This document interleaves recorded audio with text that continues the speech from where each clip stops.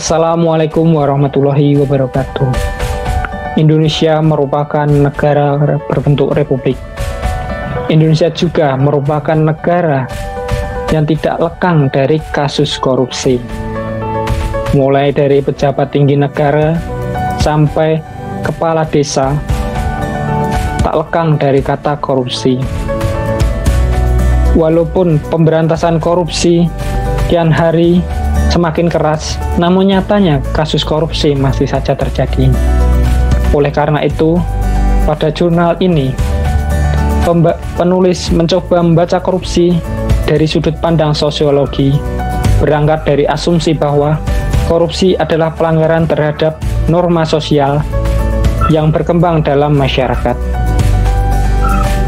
Kami dari kelompok 8 akan menyampaikan review terkait struktural dan agensi analisis sosial terhadap perilaku korupsi yang ditulis oleh Cokorde Isti Kumara Dewi, Inspektorat Pemerintah Provinsi Bali.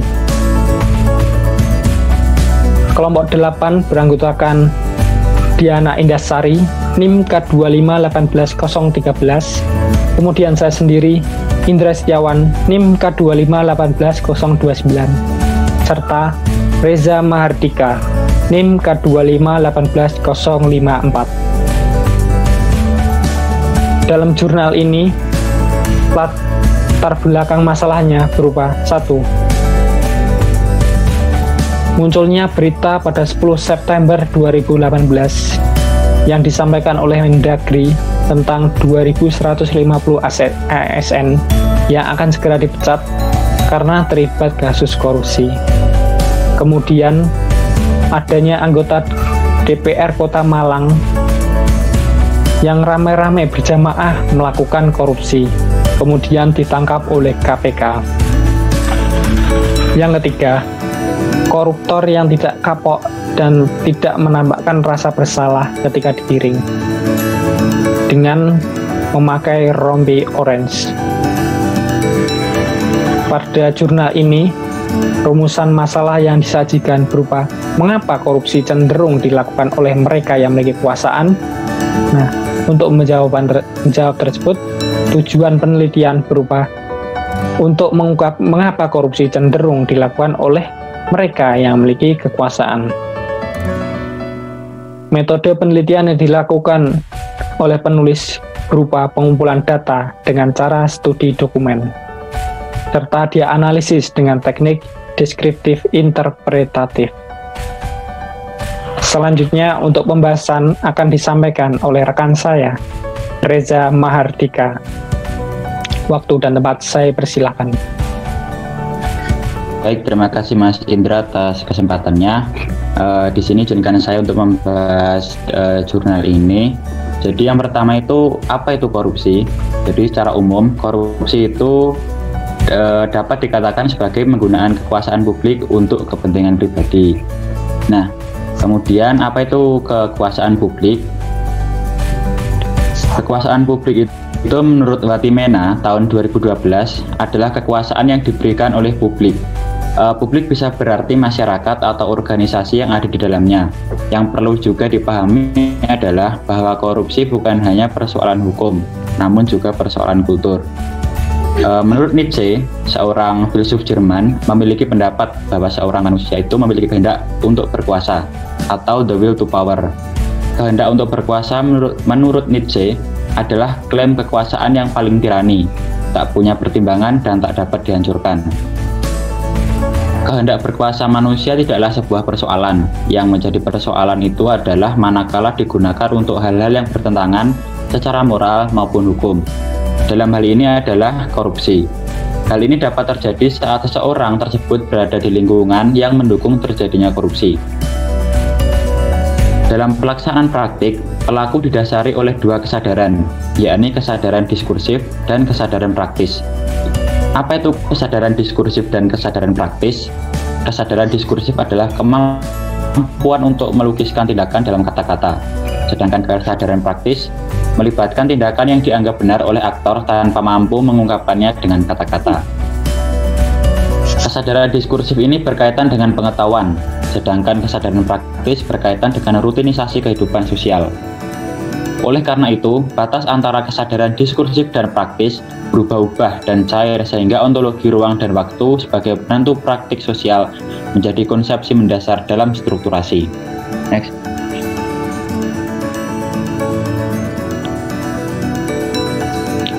Menurut Giddens tahun 2010, ada 6 model teori strukturasi, yakni yang pertama ada agen-agensi, agensi dan kekuasaan, struktur-strukturasi, dualitas struktur, bentuk institusi, dan yang terakhir ada waktu, tubuh, dan perjumpaan.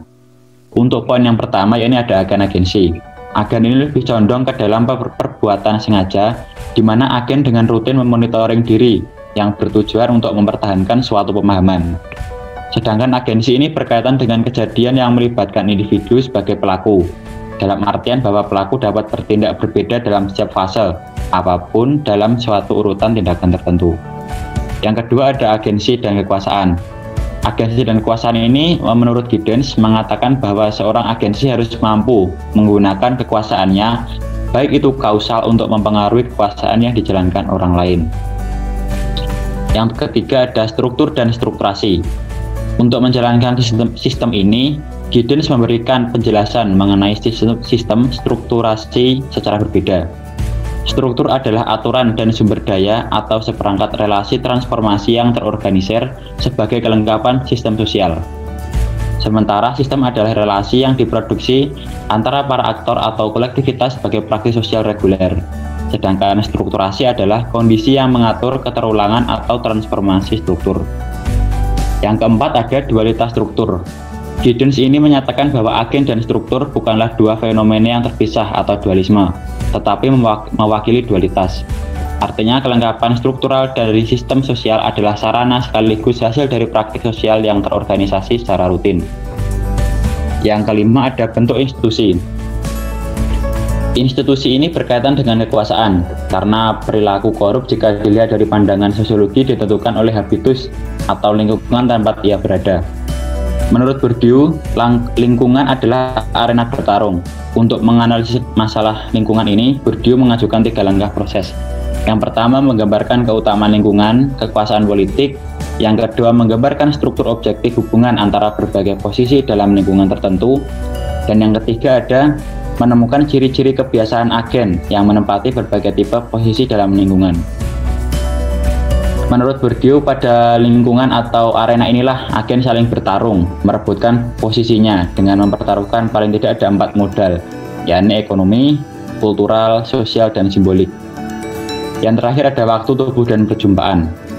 Waktu, tubuh, dan perjumpaan ini lebih condong ke arah siklus hidup manusia, di mana seorang melakukan kegiatan kehidupan yang dilakukan secara rutin atau berulang kali.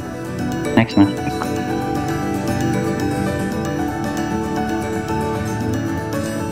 Nah, bagaimana sih langkah untuk menghindari korupsi?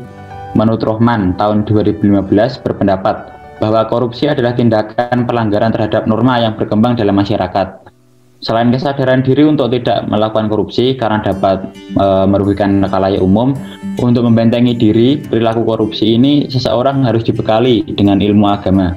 Karena ilmu agama ini berisikan ajaran tentang kebenaran untuk menjalani kehidupan yang lebih baik lagi di dunia maupun di akhirat, untuk tidak melakukan tindakan korupsi lagi.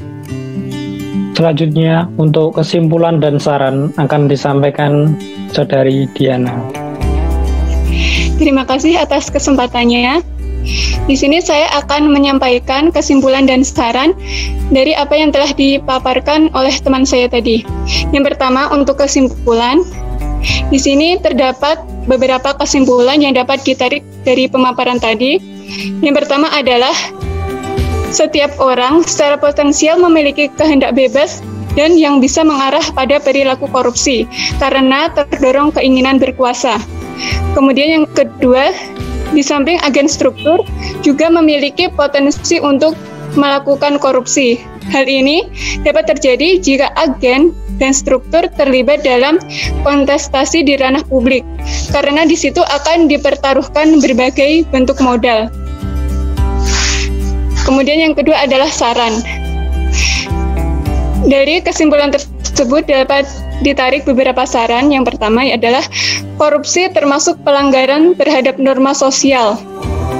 Korupsi ini diasumsikan sebagai pelanggaran norma sosial, sehingga perlu adanya penguatan norma melalui agama. Kemudian yang kedua, diharapkan penguatan norma dengan jalan agama ini bisa dipertimbangkan. Nah, dari hasil review jurnal yang telah kami lakukan, di sini kami menemukan beberapa kelebihan dan kekurangan. Untuk kelebihannya diantaranya adalah yang pertama, penulis menyajikan pemaparan mengenai perilaku korupsi dari berbagai sudut pandang. Kemudian yang kedua, pemaparan jurnal secara runtut dan banyak mengambil pendapat para tokoh. Kemudian yang ketiga, dalam jurnal telah menggunakan bahasa baku atau sesuai dengan EYD. Kemudian untuk kekurangannya, di sini ada beberapa kekurangan. Yang pertama adalah penggunaan istilah-istilah yang kurang difahami masyarakat umum, seperti istilah inheran, diskursif, genealogis, dan habitus. Kemudian yang kedua adalah kalimat yang digunakan di dalam jurnal masih kurang efektif, sehingga tidak dapat dipahami dengan cepat. Kemudian yang ketiga, kurangnya pemaparan fakta korupsi yang terjadi di Indonesia, atau masih sedikit sekali fakta yang disajikan di dalam jurnal tersebut. Kemudian yang keempat adalah tidak dijelaskan bagaimana upaya implementasi dari solusi yang ditawarkan. Sekian. Itulah presentasi dari kelompok kami. Terima kasih yang telah menyimak dari presentasi ini. Apabila ada pertanyaan nanti bisa disampaikan dalam kolom komentar atau melalui WA. Sekian dari kelompok kami. Apabila ada salah, mohon maaf. Wassalamualaikum warahmatullahi wabarakatuh.